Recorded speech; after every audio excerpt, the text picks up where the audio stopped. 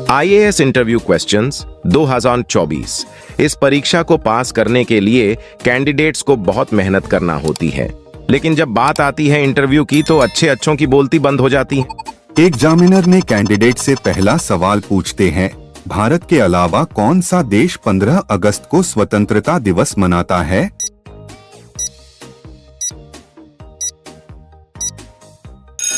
Candidate बोलती है, sir 4 देश है, कांगो, बहरीन, उत्तरी कोरिया और दक्षिणी कोरिया। यह देश 15 अगस्त को स्वतंत्रता दिवस मनाता है। एग्जामिनर ने कैंडिडेट से फिर अगला सवाल पूछते हैं, आजादी मिलने से पहले स्वतंत्रता दिवस कब मनाया जाता था?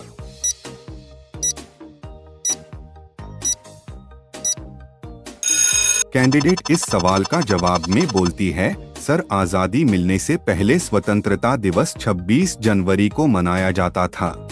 एग्जामिनर ने कैंडिडेट से फिर अगला सवाल पूछते हैं, आजादी से पहले भारत में पहली बार स्वतंत्रता दिवस कब से मनाने की शुरुआत हुई थी?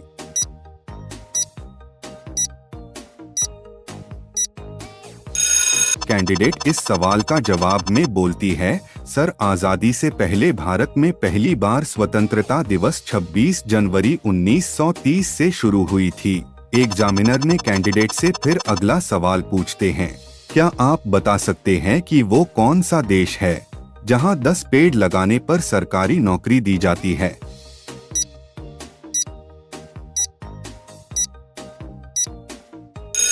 कैंडिडेट सवाल के जवाब में कहती है, सर फिलीपींस में वहां के एक नागरिक द्वारा 10 पेड़ लगाने पर उसे सरकारी नौकरी दी जाती है।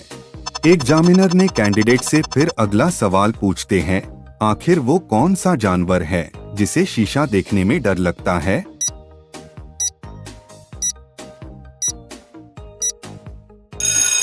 कैंडिडेट जवाब में कहती है, सर लंगूर जानवर है जिसे शीशा देखने में डर लगता है। एग्जामिनर फिर अगला सवाल करता है, भारत की सबसे उपजाऊ एवं सबसे ज्यादा कौन सी मिट्टी पाई जाती है?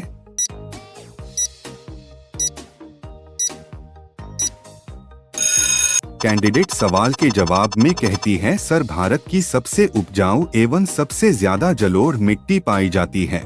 एग्जामिनर ने कैंडिडेट से फिर अगला सवाल पूछते हैं, भारत में 10 रुपए के नोट पर किसके हस्ताक्षर पाए जाते हैं?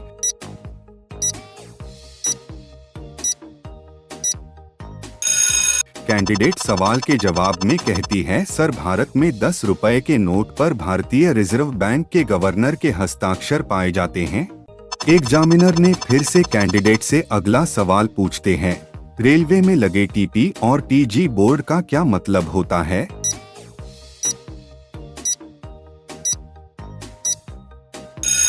दोस्तों कैंडिडेट इस सवाल का जवाब में कहते हैं, सर टीजी बोर्ड मालगाड़ी के ड्राइवर के लिए जबकि टीपी बोर्ड यात्री गाड़ी के ड्राइवर के लिए लगाए जाते हैं। यह ट्रेन की गति को सीमित करवाने के लिए लगाया जाता है।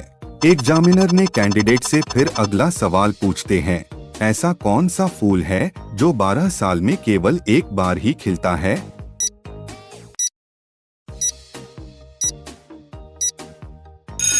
कैंडिडेट दिमाग लगाकर इस सवाल का जवाब देती है, सर नील कुरिंजी का फूल करीब 12 साल में एक बार खिलता है। दोस्तों यह सवाल आपके लिए है, आप बताइए कि गौतम बुद्ध को कौन से पेड़ के नीचे ज्ञान प्राप्त हुआ था?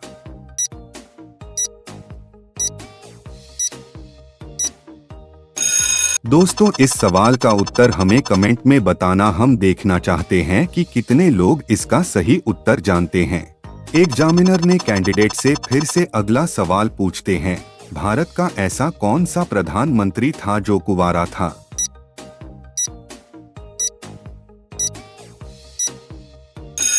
कैंडिडेट बोलती है, सर भारत का ऐसा प्रधानमंत्री स्वर्गीय अटल बिहारी वाजपेयी थे जो कुंवारे थे। एग्जामिनर ने कैंडिडेट से फिर अगला सवाल पूछते हैं, मनुष्य 1 मिनट में कितनी बार सांस ले सकता है?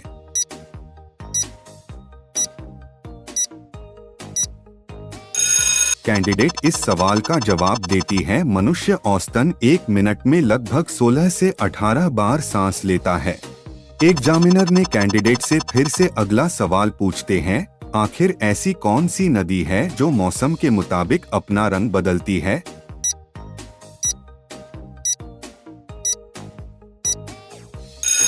सर दरअसल इसका जवाब होगा कैनो क्रिस्टल्स, जो कोलंबिया में बहती है। यह मौसम के मुताबिक अपना रंग बदलती रहती है।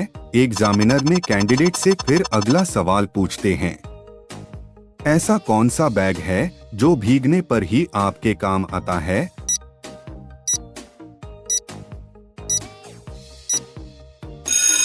कैंडिडेट इस सवाल का जवाब में बोलती है, दरअसल वो टी बैग है जो भीगने पर ही हमारे काम आता है। एग्जामिनर ने कैंडिडेट से फिर अगला सवाल पूछते हैं, आखिर ऐसी कौन सी चीज है जो ठंड में भी पिघलती है?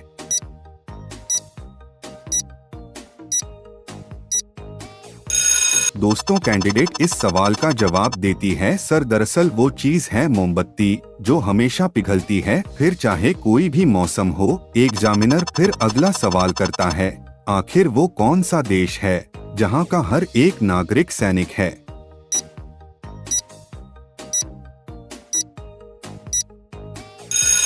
दोस्तों कैंडिडेट इस सवाल के जवाब में बोलती है, सर इजराइल ही वो देश है जहां का हर एक नागरिक एक सैनिक के समान है।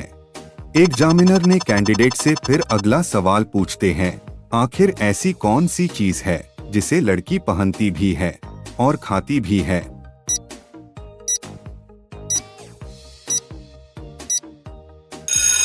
कैंडिडेट कुछ देर सोचकर इस सवाल का जवाब देती है, सर दरअसल वो चीज है लौंग, एक लौंग जिसे पहना जाता है और दूसरा लौंग जिसे खाया जाता है। एग्जामिनर ने फिर से कैंडिडेट से अगला सवाल पूछते हैं, महात्मा गांधी जी का जन्म भारत के किस राज्य में हुआ था?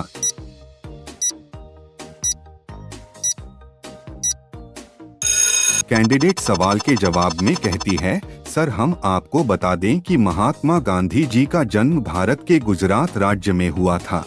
एग्जामिनर ने कैंडिडेट से फिर अगला सवाल पूछते हैं, गोल है पर गेंद नहीं, पूंछ है पर पशु नहीं, पूंछ पकड़कर खेले बच्चे फिर भी मेरे आंसू न निकलते, बताओ यह क्या है?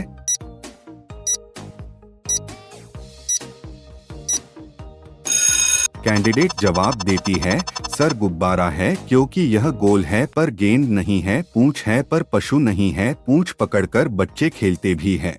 एग्जामिनर ने कैंडिडेट से फिर अगला सवाल पूछते हैं, वह कौन सा इंसान है जिसका कहीं कोई टिकट नहीं लगता?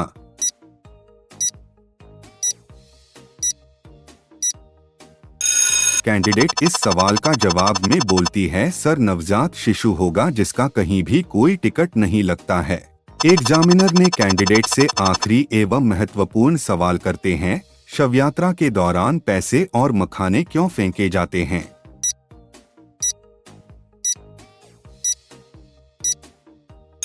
कैंडिडेट इस सवाल का जवाब में बोलती है, सर जब किसी व्यक्ति की मृत्यु हो जाती है तो अंतिम यात्रा से पहले शव पर फूल माला आदि चढ़ाया जाता है। कहा जाता है कि मृत्यु के बाद व्यक्ति की आत्मा उस परमात्मा में विलीन हो जाती है जिसने हमें जन्म दिया होता है। वहीं जब शव यात्रा निकलती है तो फूल फेंककर श्रद्धांजलि अर्पित की जाती है। इसका सीधा मतलब सम्मान व्यक्त करने से होता है। फूल फेंकने तक तो ठीक है। अब आप सोच रहे होंगे कि आखिर मखाना क्यों फेंका जाता है। दरअसल मखाना फेंकने का मतलब अहंकार से होता है। जिस तरह मखाना बाहर से फूला हुआ होता है और दबाव डालने पर सिकुड़ जाता है, ठीक उसी तरह व्यक्ति जब जिंदा होता है तो बाहर से काफी अकड़ होती है, लेकिन मरने के बाद वो एक लाश बनकर रह जाता है। अब बारी आती है पैसों की, तो पैसे इसलिए फेंके जाते हैं कि जब इंसान जीवित रहता है तो सिर्फ पैसों के पीछे भागता है।